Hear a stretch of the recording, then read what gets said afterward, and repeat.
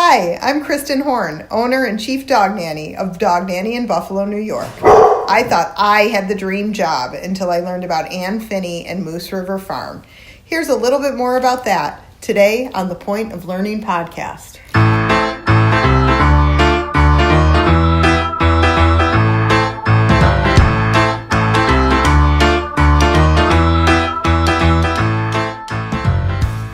On today's Thanksgiving special, Anne Phinney, who has been crazy about horses for nearly as long as she can remember.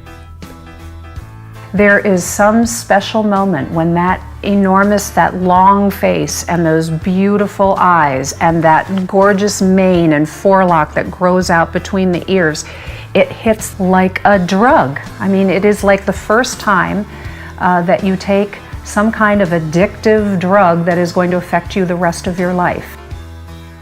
These days at Moose River Farm, which she and her husband Rod run in the central Adirondack region of upstate New York, Anne offers sessions in equi-reflection, opportunities to connect with horses in deep ways.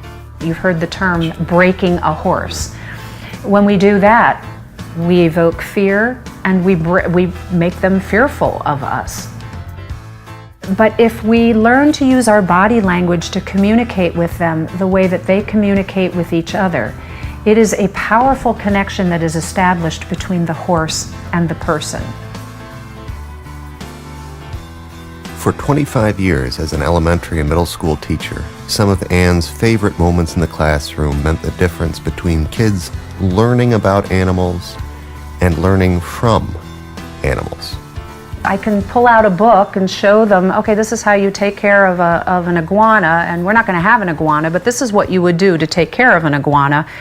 It would certainly not have the same impact as going into the classroom and handling the iguana that you love so much. You know this animal. You go home to your dinner table at night and share stories about that animal with your family.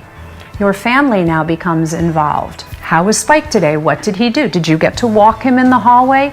The iguanas provided that extra nugget, that extra kernel that we are always looking for in education to really hook the kids together, to make them work together as a group. And I'm so grateful for that experience. All this, plus my trek with 2 beautiful llamas through the woods, coming right up. So much to be grateful for. That I should make my way to Moose River Farm, about 50 miles north of Utica, New York, in the Adirondacks, was suggested to me by my friend and mentor Paula Roy, star of episode 3.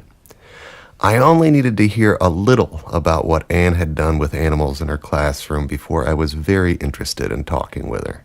But that was just the beginning. Anne has written a memoir about the fascinating journey from her childhood in Jenkintown, PA, just outside of Philly, all the way to Moose River Farm, with her husband Rod and their many chickens and geese, 5 llamas, 2 dogs, 3 goats, 2 donkeys, 2 tortoises, 7 horses, and 1 glorious Vietnamese pot-bellied pig named Fiona. You'll hear from Fiona in just a minute. In the memoir, Anne tracks her development from a girl who had a fairy tale love of horses to an accomplished horseman with deep knowledge as well as love of horses. When she was teaching at the town of Webb School in the village of Old Forge, New York, she believed firmly in integrating animals into the class routines of students, holding that animals can be powerful co-teachers at least, and when it comes to learning empathy and compassion, maybe the best teachers. Oh my goodness. Anne's book is called Finding My Way to Moose River Farm. Subtitled Living with Animals in the Adirondacks, it was published in 2013. There's a link on the show page when you want to check it out. To paint a picture of her routine in the barn each morning, I asked her to read from the end of the first chapter. Before she retired from teaching in June 2018, this is a glimpse of what she did each day before heading to school to work a full day with elementary or middle school students.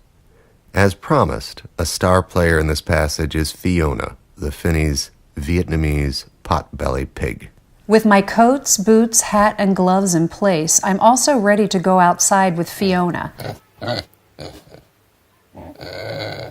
After her breakfast, she stops to clean up stray seed under the bird feeder. Then she and I make our way out to the barn. The cold air blasts our faces. I can't wait until spring.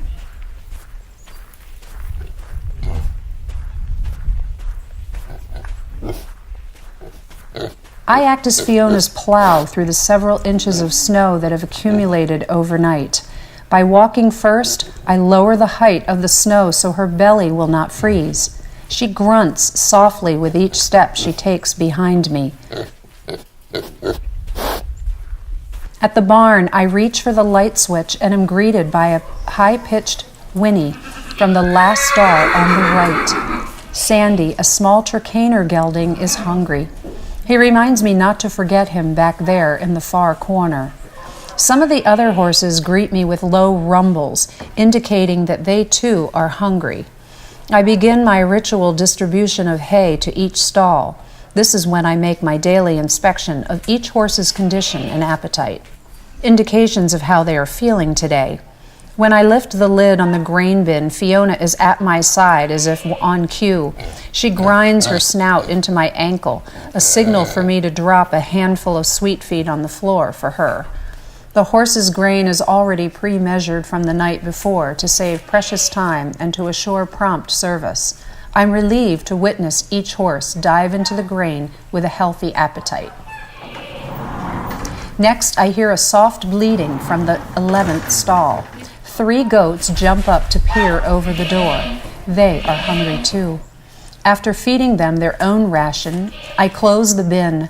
Fiona has finished her handful of grain and is now making her rounds checking out the stalls of the horses who sling feed out of their bins. I hear her protest with high-pitched squeals when Esau, a bay gelding, lowers his head to sniff at her. I check the clock to assure myself that I am still on schedule before I begin cleaning the first of 10 stalls.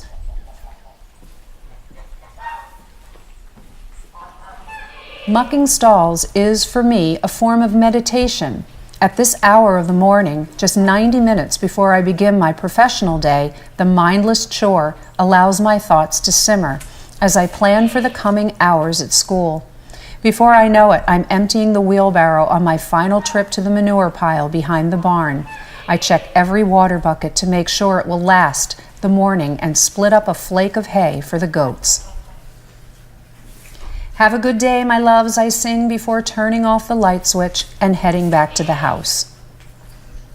Fiona, who is still busy cleaning up bits of grain on the barn floor, begins to mumble in short, contented grunts. Left in the dark, she trots to catch up with me, the bitter cold forgotten.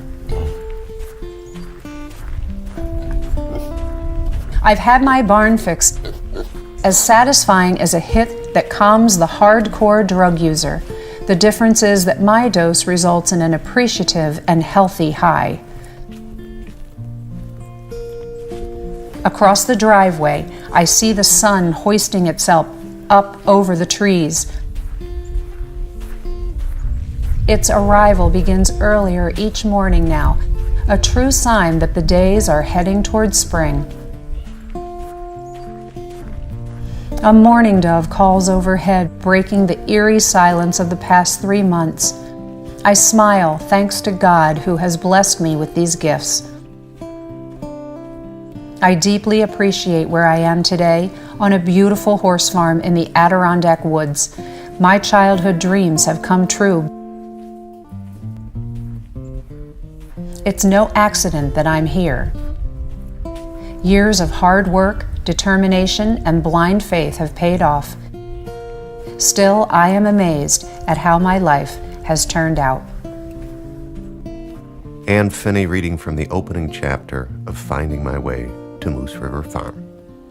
Guitar by Jason Grant.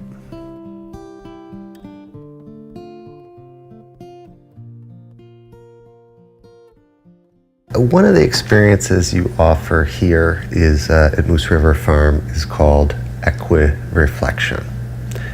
What does that mean? What is that about? Well, equi-reflection is a term that I coined because I feel like my whole life I have looked at my reflection in my interactions with horses. Equi-reflections physically are non-riding sessions with horses. The person remains with feet on the ground, and they use their body language to interact and communicate with the horse. Horses seem to accept that we are not going to prey on them. Mm-hmm. Occasionally that predator fear surfaces.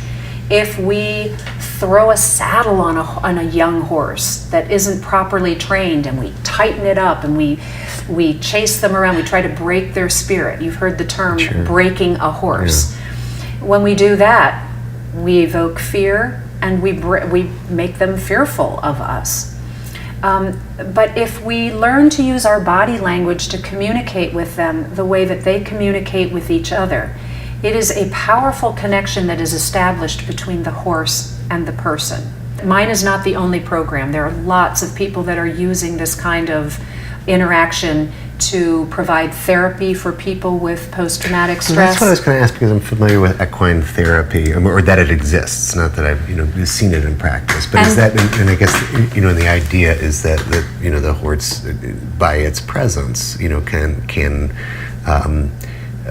produce soothe. A calming effect. Exactly. Well, I think that same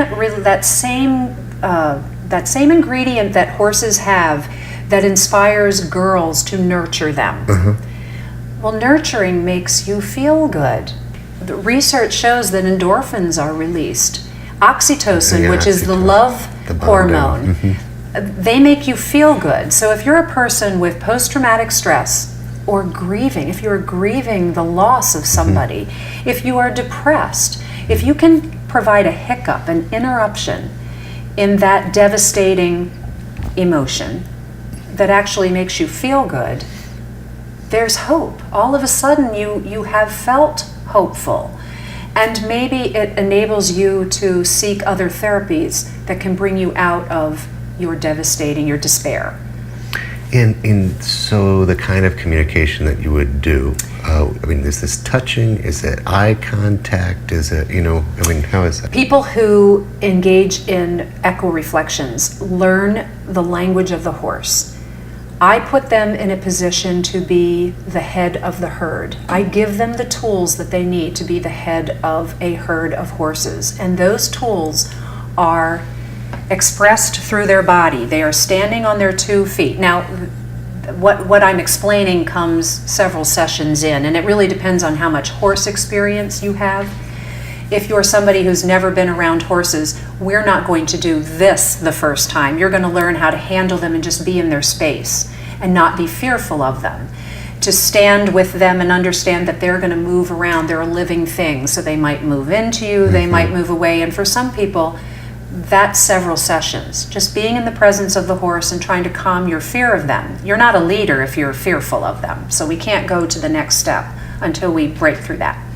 But eventually what I am trying to get people to the point of being able to do is to go into my arena with the horse loose. The horse is loose, and they are going to kick up the energy between them and the horse. So to do that, they either take a lunge whip, which makes a cracking sound, or a big plastic bag, and they chase the horse around the ring. It's very playful. It's very playful. It's galloping, and the horse is, it's playful. It's sheer joy. They are reacting because horses react to loud sounds and snapping. So we raise this energy level. But your horses are also well trained enough to know that they're not really trying to, scare them or hurt them, that they're playing, or how does that work? Yeah. Mm-hmm. Exactly.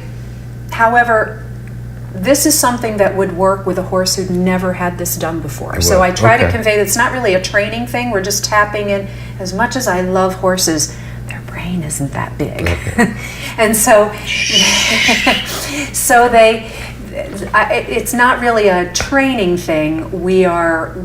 we are getting them to react by encouraging them to do natural behaviors. Okay. But what they are simulating when they stand in the middle of the ring and they chase the horse, they're simulating what happens in wild herds. Wild herds are mares and babies. Okay. The stallion they have one stallion that protects this band, and he's just on patrol. He's just making sure that there's nobody else coming in to steal his girls.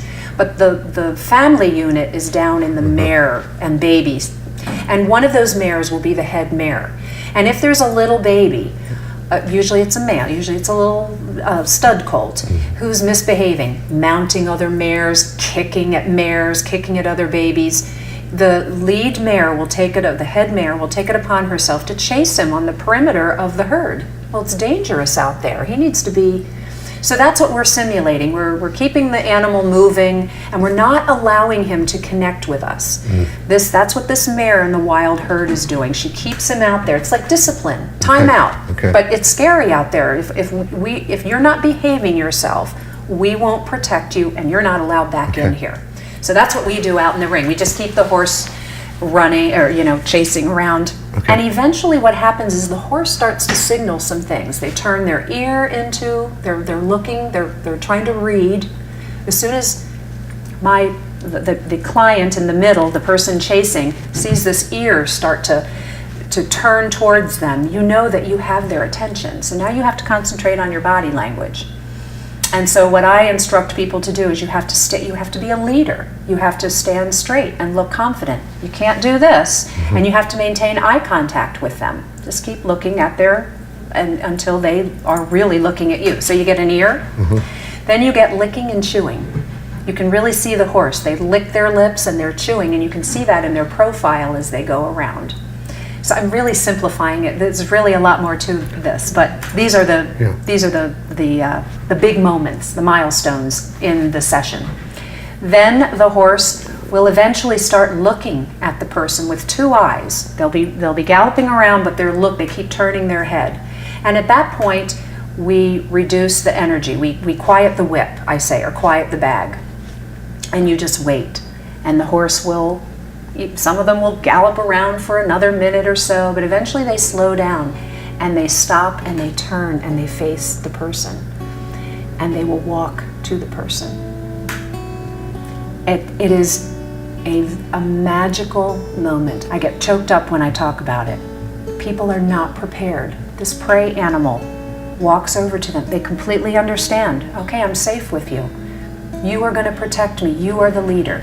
And the horse will come over and stand with the person. The person touches them, feels them, smells them. It's a connection. It's a connection that is so beautiful.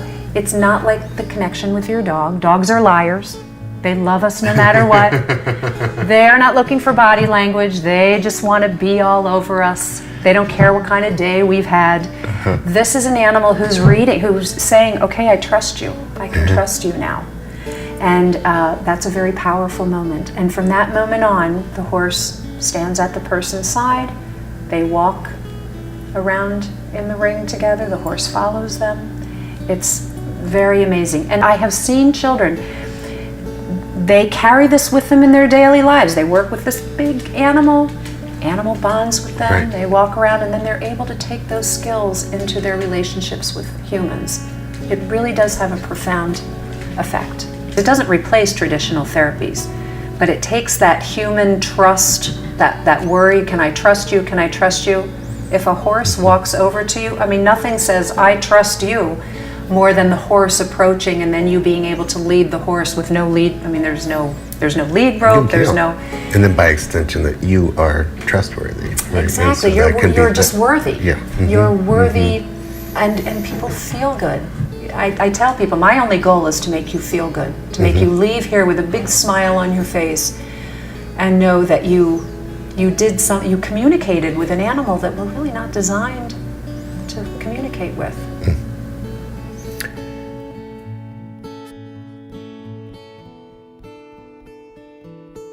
At one point in your book, Finding My Way to Moose River Farm, you wrote about your high school English teacher, Mrs. Mosley, who seemed to know you well. She knew you loved to write. She knew you loved your horse, Promise. And at a critical point, she asked whether it might be possible to bring that horse to college with you, a transformative suggestion for you at that point in your life. Because this is a show that, among other things, seeks to honor the vocation of teaching, I like to ask guests about a teacher who had a strong impression on you. Mrs. Mosley was the most interesting Quaker lady, and I only bring up Quaker because my education was at a Quaker school. Okay. And she was a Quaker teacher. She was the most down-to-earth, very sophisticated, intelligent woman, but a woman also who lived very simply. And I remember that's what made an impression upon me. She was not a woman who needed to have makeup and be beautiful. And yet I thought she was the most beautiful woman that I'd ever met, because she was just so lovely, so inspiring, so caring, really cared about me. And I've never forgotten her. In fact, I just heard from her maybe 2 or 3 years ago about my book. Somebody, one of my classmates, must have gotten my book, and because they still belonged to the same Quaker meeting as Mrs. Mosley, they were able to give it to her. And she wrote me the loveliest letter. She remembered. I guess this is what made her a wonderful teacher. She remembered me. We're talking 45 years later. She'd certainly had lots of students, but she remembered this horse-crazy teenager who was so fearful about going off to college without a horse. And she was probably the most real person that I ever knew at a time when girls are meeting lots of people who are not real, and girls are trying to be somebody other than who they are supposed to be. It's a theme in my life now, and it's always been a theme for me as a teacher, to just be a real person, not try to be something to impress people. Just be your real self. And I owe that to Mrs. Mosley for sure. No. Would you be willing to read a passage? Sure. Okay. My friends were prettier, skinnier, and more athletic than I was, a typical teen sentiment, as I now know. But all this changed when I was with horses. With horses, I exited the prison of my psyche and physique. With horses, I enjoyed being in the company of creatures who didn't care about my appearance. With horses, I was happy. I inhaled their wonderful aroma, ran my fingers through their plush coats, and brushed my lips across the soft spot between their nostrils. Horses soothed the frustration I felt at home. I lived in the moment, only at the barn, and spent the rest of my time counting the hours and minutes until I could return. Your relationship with horses was central to your development. In another spot in the book, you said, at a time when many girls experience a sense of self-loathing, horse ownership elevated my self-esteem. You referred to, quote, the incredible relationship between girls and horses. As the husband of, end quote. As the husband of somebody who was also a little horse crazy when she was young, and who even today has a soft spot for wallets, t-shirts, and bookmarks emblazoned with horses, I wanted to ask what it is about girls and horses. Can you share your take about what's likely to be more special or different for girls than boys? I think it's two things. I think, first of all, horses bring out the nurturing abilities in young girls. Nurturing is something that I think is more on the surface in women than it is in men. And when you have a young child who loves animals in general, there is some special moment when that long face and those beautiful eyes and that gorgeous mane and forelock that grows out between the ears, it hits them like a drug. I mean, it is like the first time that you take some kind of addictive drug that is going to affect you the rest of your life. That's the first thing, the nurturing component. But it grabs hold of them because they're not really old enough to nurture a child or to nurture and take care of something all by themselves. And I like that you said that it was closer to the surface, because of course this nurturing aspect is something that culturally gets reinforced easily, more easily with girls than it is with boys. It's certainly possible with boys, but boys don't get to have that, part of them honored. It's the part that's like, breaking stuff and hitting things with 2x4s. Like, that's the part that we acknowledge the little boys. We want them to be rough and ready, but we let, girls are show this take aspect. Care. And because they've had this reinforced, then they have this place where they're ready and receptive to do it with this beautiful big animal. Okay. And I think that's the second thing. This is a large, powerful animal. Okay. And girls who are addicted to them learn very quickly that you can tame and keep this animal calm, and that it really wants to be with you. It enjoys. Horses are gregarious. Their relationship with us really shouldn't work. They are a prey animal. They should be terrified of us coming at them with our biscopic eyes that are really predator-like. And yet they want to be with us. They've chosen to be with us. Now present that to a girl. You can be with this animal, you can ride it, you can take care of it, you can brush it. And that's caring for something. That's the first little seeds of their future as nurturers or teachers or whatever they choose to be when they're interacting with other people. Builds compassion, builds empathy, but in a natural way. We've provided young girls with the animal, and the relationship, the horse does the rest. The horse creates this lore, and girls are just drawn to that. Oh, yeah.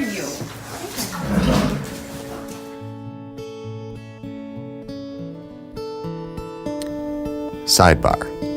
A trek in the Adirondacks with some beautiful llamas. But yes, these are the ones that then we trek with. I've started a trekking business, and people come and walk llamas in the Adirondacks. Yes, it's fun. And how about these? Go and how about these girls. guys? Those are the girls. Okay. And you guys stay separate, do you? Well, the boys pester the girls. Llamas have a very interesting reproductive cycle. The females don't come into heat. It's the presence of the male that brings them into season. So that means that the boys pester. It could happen. And the boys will pester and pester and pester them. And I have to give the girls a break. So you have people come and then they go around for walks. Yep, we put the halter and the lead rope, and they walk them through the woods. And there's a trail that, Yeah, in fact, we can do it. It's actually not raining right now. I would be more than happy to take you on a llama trek. You've never experienced anything like it. As a public service reminder, I'd like to state that Point of Learning does not endorse goods or services we don't believe in. So if this mini segment on the llama walk seems a tiny bit infomercial, here's the deal. To me, walking a llama on Moose River Farm is like having the chance to hang out with a unicorn. I know. Pretty cool. And so South America, so they don't, do they do any of the famous water storage that camels are known for? They don't do any of that. No, but they do conserve obviously water. No hump. And the thing about camels, what people believe that camels are desert animals and that whole water thing, but actually they are harsh weather animals. Just harsh, they can deal with any bitter kind, cold of any kind. and very, very warm, lots of water, no water. Yeah. So the camel's adaptation is that hump, which is just made of fat, and fat stores water. So that's why they can go long periods of time. But this animal doesn't have that adaptation. The Moose River Farm website is handy on the show page for this episode or at mooseriverfarm.com. One word. He's just eager to get back to the barn. The barn's right around the corner. Yeah, I imagine it's not comfortable when he does get wet, probably. Well, they don't feel it down at the skin. That hair is so thick and so protective. It protects them against wind and wet. That's why they do so well in the Andes.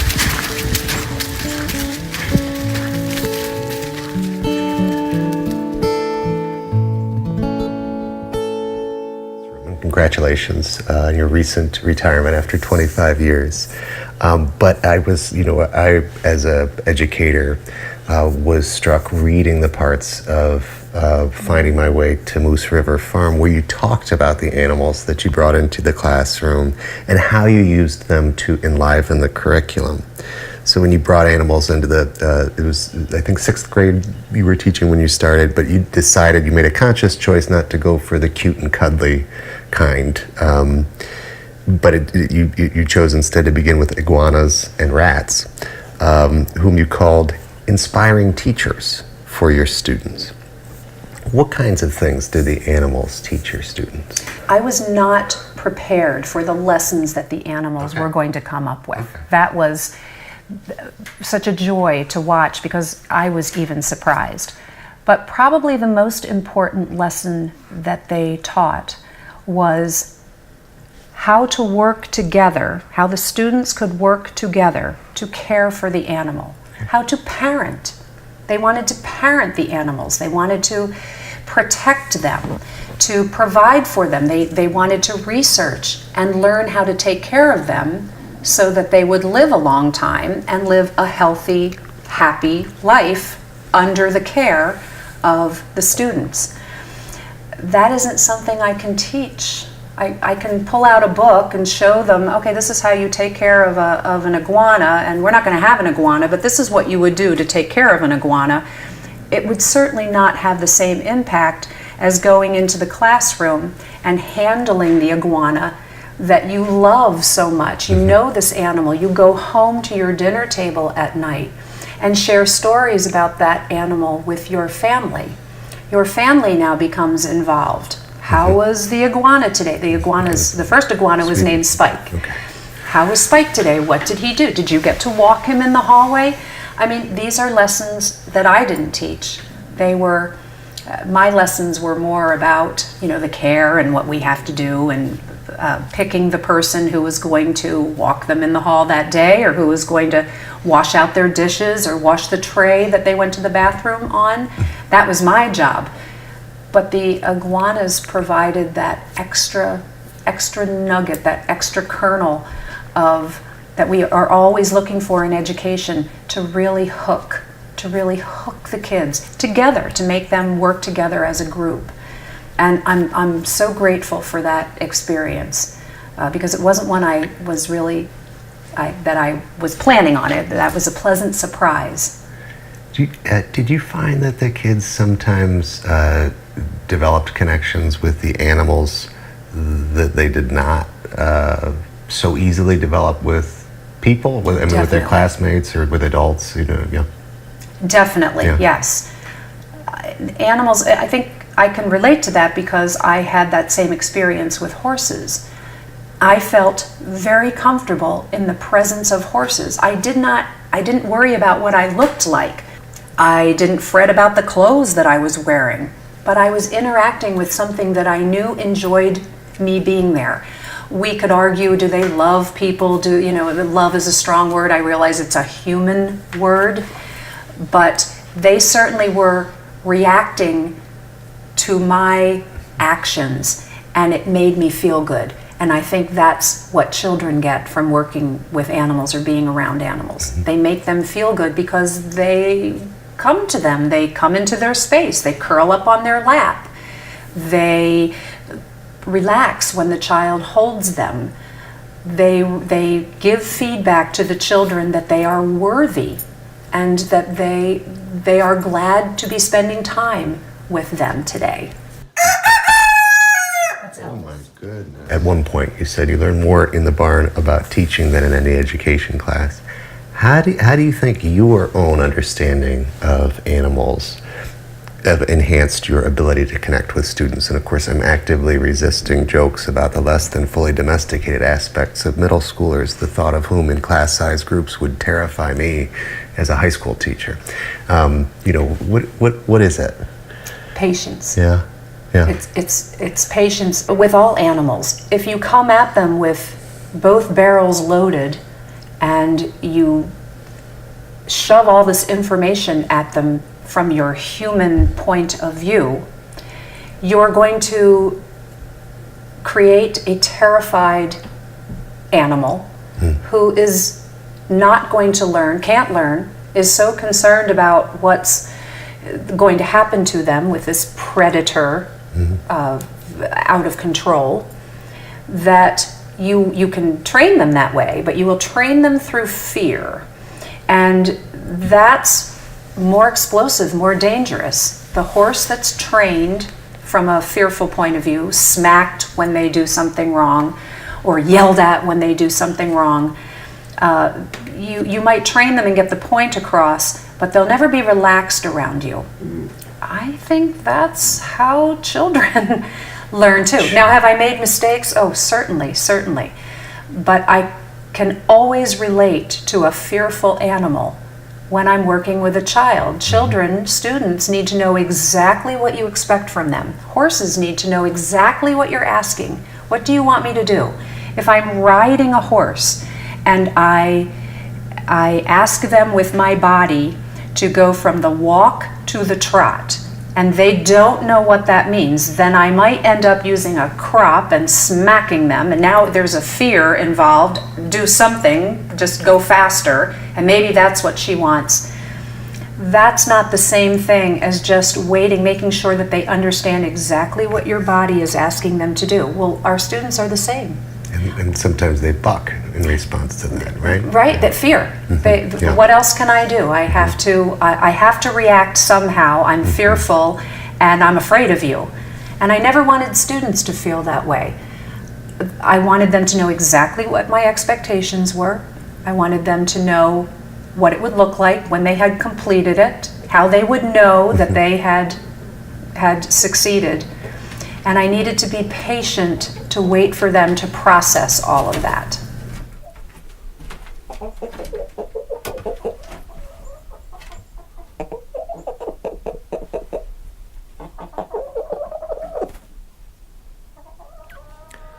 Among the lessons Mrs. Phinney's classroom animals taught was that death happens. When one of the rats would need to be put down, for instance, it was an honor for two of her students to be selected to bring the animal across the street to the vet. I asked Anne to tell me a little about that.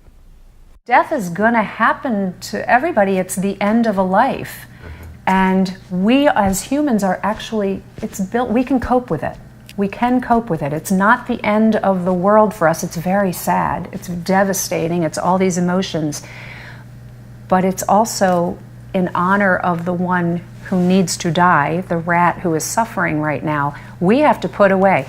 I love the saying, we have to take her pain and make it our own. That's what we need to do when we take the responsibility of any animal. I have this small moment of melancholy when a puppy arrives at the house, or a new goat, or a new horse, when a new animal arrives on our property because we keep them until the last day. There is this moment of, at some point I will be saying goodbye to you, but I can't control it. I can't make that not happen, so I have to accept it. And I think that having animals, being closely involved with them, loving them so much, it's going to come to an end, but you are going to have the opportunity to get through it. You have the coping skills. And so that's what these children, when they took the rat to the vet, they would come home, back to the classroom, they would tell the other children what had happened. There was healing there. There were tears, there was sadness, there's grief, but in a couple of days, they had worked through that. That's coping. Loss is, of course, a central part of what we have to contend with as human beings.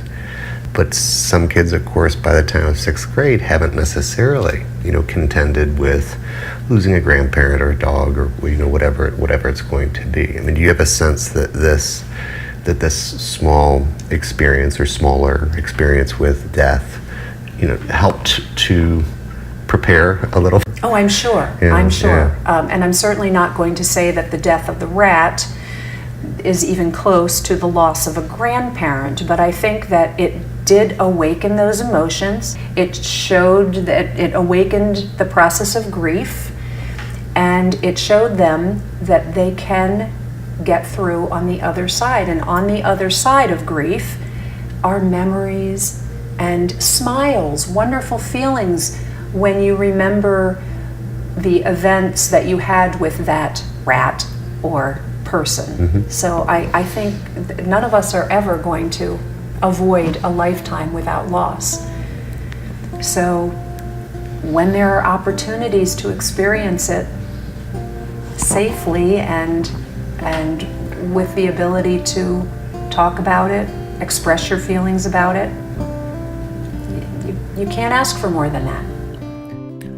I can't ask for more than a podcast project that puts me in contact with people like Anne Phinney, let alone the dozens of beautiful animals I spoke with, petted, hugged, and walked on a magical afternoon last month. As Anne says at the end of her book, Moose River Farm is more than a physical space. It is a lifestyle, a church, and a state of mind. Peace abounds here, and all that is bad in the world is dominated by all that is good. Amen, and happy Thanksgiving to everybody. My great thanks to Anne and Rod Phinney for showing me around their amazing home. All the animal sounds featured on the episode came from residents of Moose River Farm, with the exception of Fiona's solos, which were voiced by a stunt pig working on YouTube. Speaking of YouTube, the video versions of episodes are not always available as soon as the audio because they take longer to produce. This one, however, I couldn't resist making at the same time, so check it out to see what these glorious animals look like. Better yet, schedule a visit to Moose River Farm ASAP. That's mooseriverfarm.com.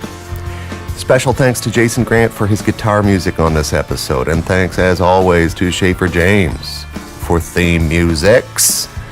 I give thanks also to you for listening, sharing, discussing as a faculty. I'm looking at you, Goshen.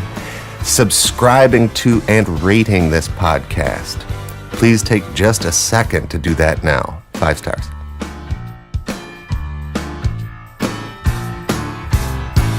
Is it true you don't like sheep?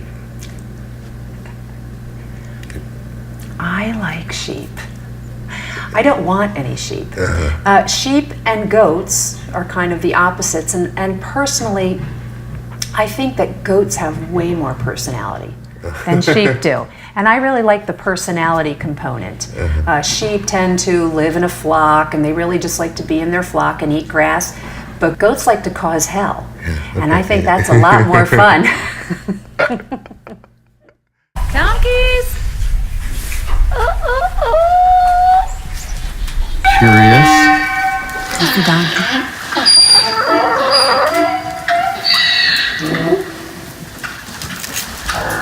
Okay. That's the donkey bray.